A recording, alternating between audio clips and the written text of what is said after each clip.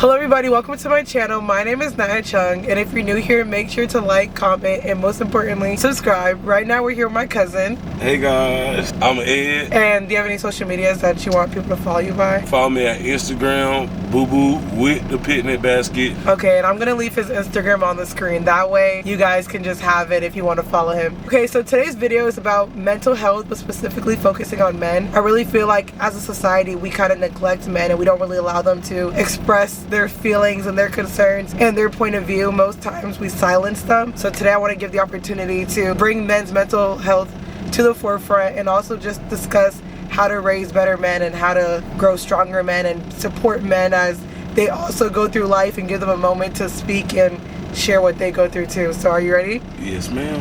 Okay. Let's do it. My first question for you is it hard to be a man, and what can women and family do to support men in their struggles? It is hard to be a man because as boys we are taught to harbor those feelings. So you're a boy, boys aren't supposed to cry, or boys aren't supposed to show emotion. So a lot of guys go through a lot of things throughout life and they don't speak on it. They just harbor it. Sometimes it becomes trauma. Sometimes it becomes anger. But like, what can somebody do to help support? As a man, period, you just want to, sometimes check on that person and make sure that they doing okay. Because if you don't ask them, they're not going to speak on it. And just asking on that question, let them know that you at least care. Just checking on somebody can help them either open up or at least know that somebody's there. And I was gonna say, do men do this for other men? Do men allow those conversations to be had? Do you guys hit each other up and check on each other? Me and my friends do. Mostly more of like my tight circle, my inner circle of guys who I'm really close with and view as brothers. Recently, in the last few years, I had some guys who have lost a mom, lost cousins, friends, and sometimes guys just be going through stuff and we need somebody to vent to too. So like, a lot of my friends will call me because for one, I'm a truck driver, so I'm on the road. They don't have time where I can talk, and I tell them like, hey bro, I drive. So 9 times out of 10, the sun up, I'm gonna call my phone and we can talk. I feel like you don't need a bunch of people, but having like select people who see you is important. And then my next question is, why do you believe men's mental health is not talked about? Ooh, yeah, that's a good question. Yeah. While you think about your answer, the reason why I asked this is because I was on the phone with him the other day and I told him how most men are likely to die from suicide. So I feel like it's something that should be talked about, especially when you say men harbor feelings and they're less likely to talk and things like that. So with knowing that there's this thing rooted in men of being silent, why are we not advocating for men's mental health to be recognized, acknowledged, and talked about? If I had to put it on one thing, I believe it's like we have to unwind this whole generations and decades of teaching boys like it's something wrong with being emotional. So it's kind of like just men being emotional is like a taboo thing. It's not something that's out there. It's not supported. If you're a little boy and let's say you playing outside or whatever, you scrape a bump, what you crying for? Stop being a little girl. So they associate emotions with being soft, feminine, soft, So it's like a taboo thing and we don't speak on it. And then I think we don't really talk about the mental health of a man because technically our mental health is catered to providing for others, because that's what we expected to do, is to eventually grow into a man, provide for a family. So as a man, your mental's really focused on doing what needs to be accomplished, and sometimes the people around you just get lost in you doing for them and they just don't really check on you sometimes. As a man, do you mind providing, or do you feel like you don't mind when you at least have a supportive person in your life? Yeah.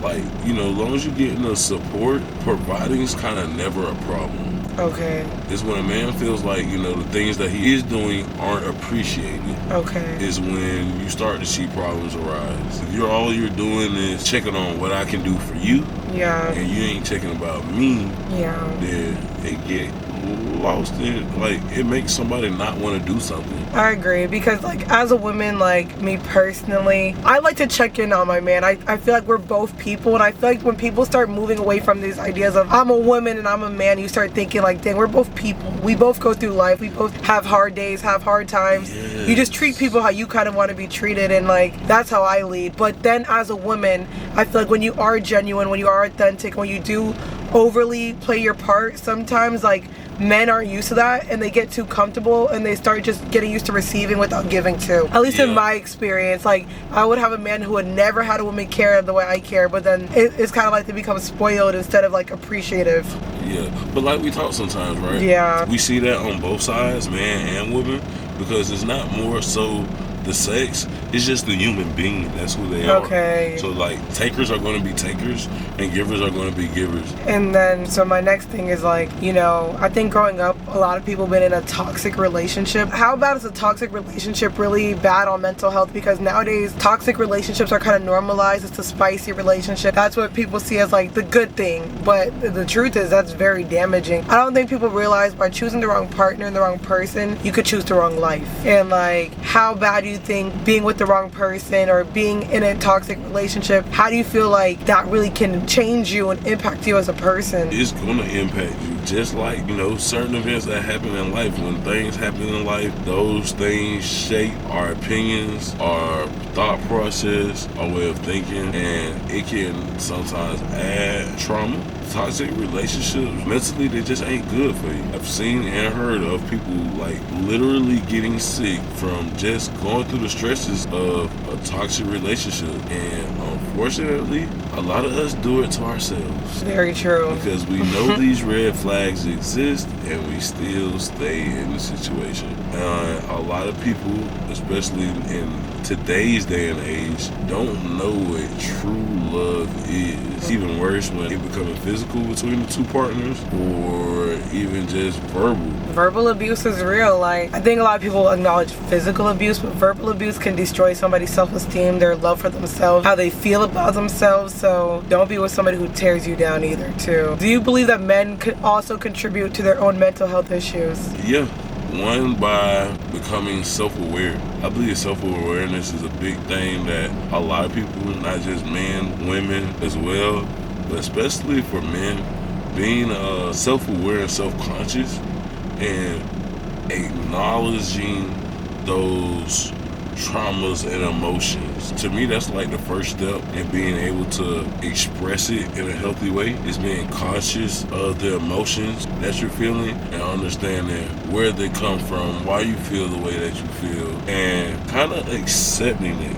It's okay to feel this way. Now, let me get to the root of it.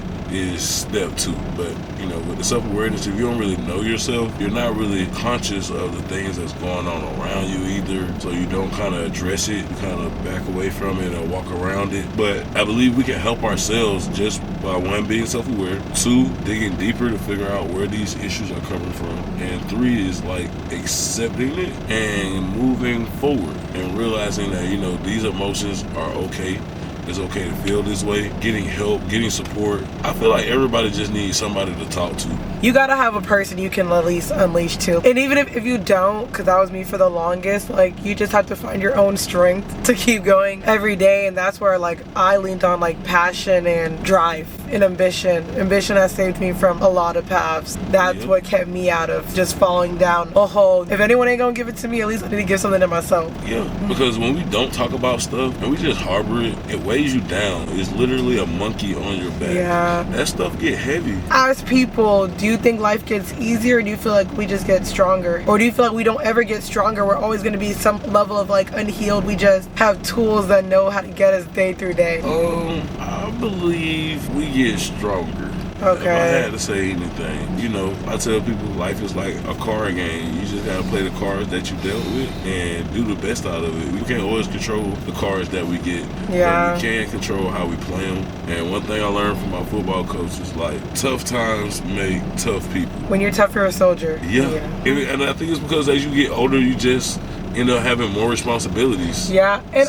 And also, unfortunately, and I hate to be the bearer of bad news and put negativity on my channel in a way, but it's real. As you also get older, the people in your life get older too. Your parents get older, your friends get older. Those kind of things start to take place too. So I think that's the biggest thing. Like, life isn't forever, and the people around you, we're gonna all go one day. And as you get older, more starts to happen. People can get sick, people can pass away, life gets real, and yeah, you just gotta deal with it. You can't run from it. It just happens. Control what you can control. Yeah. And, you know, let God take care of the rest. Okay, and then for the last question, how can we help single moms raise better boys? Don't baby them. Like, it's okay to be nurturing as a mother, but unfortunately men do have to be another level of tough, because eventually you want them to become the head of the household. You know, most men want to be a family man, want to have a family, continue the legacy name. So they have to be able to handle the stresses of not only their own life, but the kids, the wife, and all these things. It's okay to be nurturing, to teach them to be vulnerable, to teach them to express their emotions and not hang on to things. But not to the point of inhibiting. Yes. Yeah, that's the main point. You don't want to hold their hand their entire way. Because I believe right now, that's why we have the quality of men that we do have, is because a lot of men grew up in single parent homes where the mom was the single parent. And, you know, they held their son hands because that's my baby. That's my baby boy. So they hold their hand, and these boys end up getting older and they can't do things for themselves. They always waiting for somebody to do it for them. And so, like, it's important to make sure you're teaching them qualities to become a man one day. One thing that I appreciate that my dad did was kind of teach me how to operate without needing a woman. So that way I would never need a woman, but I would want one to be a part of my life. I agree. As a woman, you should know how to operate in your singleness. That way when a man's there, you can... Yeah. So that you have to be okay with yourself first, and being able to do for yourself first before you can do for others. So we have to start teaching our young men how to be independent and not dependent on other people, to go and get it and not wait on somebody to do it for you. It's important to find male role models for him. I believe the important thing about men in general is just surrounding ourselves with other good men. I tell those all the time, stop doing stuff in front of kids. Some kids you can't do everything in front of. Yeah, you don't know who's watching. Exactly. So, you know, it's just good, period, to, when you're raising a boy, surround him by the type of men that you want him to be as a mother. But anyways, guys, thank you to Ed. Thank you to Ed for being on my channel. I hope you guys learned something. I hope that we can help open perspectives. I hope you could take something away today. Guys, I'm a truck driver, and I visited my lovely cousin, the genius. Yeah, the genius. So we decided to do a video in the truck. Yeah, I gotta show the truck. Hopefully, like, I can wake up at 5 a.m. But before anything, make sure to like, comment, and subscribe. Leave a comment below if anything you agree or disagree with. We can take it. And most importantly, subscribe. Guys, go down in the comments. Share your thoughts. Give us your opinions. Just comment. You know, you never know how you might be able to help somebody else that's in the comments. So share and let us know what's up. Thank you guys for watching. Don't forget, like, comment, and subscribe, and have a good day. I gotta always do my kissy.